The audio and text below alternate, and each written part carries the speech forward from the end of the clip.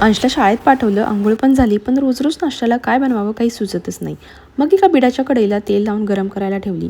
कालचं इडलीचं पीठ शिल्लक होतं, त्यामध्ये थोडंसं मीठ टाकून मिसळलं आणि एक मस्त डोसा तयार करून घेतला. त्यावरती थोडंसं साजूक तूप, सांबार मसाला आणि शेजवान चटणी टाकली.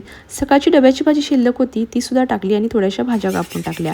मस्त असा डोसा बनवला, नाश्ता केला आणि लगेच घरातल्या कामाला सुरुवात केली. सर्वात आधी मशीनला कपडे लावायला घेतले. माझ्या मुलाचा स्कूल युनिफॉर्म पूर्ण व्हाईट असल्यामुळे मी तो कधीच मशीनला लावत नव्हते.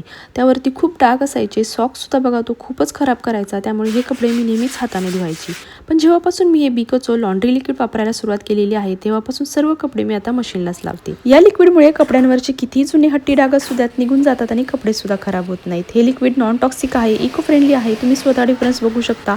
या शर्टवर आधी खूप जास्त डाग होते आणि एकाच वॉशमध्ये हा शर्ट पुन्हा नव्यासारखा धुतला गेलेला आहे. तर आता माझा खूप वेळ वाचतो आणि हाताने कपडे धुवायचा ताण सुद्धा वाचतो. तर तुम्हाला सुद्धा या प्रोडक्टची लिंक हवी असेल तर कमेंटमध्ये लिंक टाईप करा.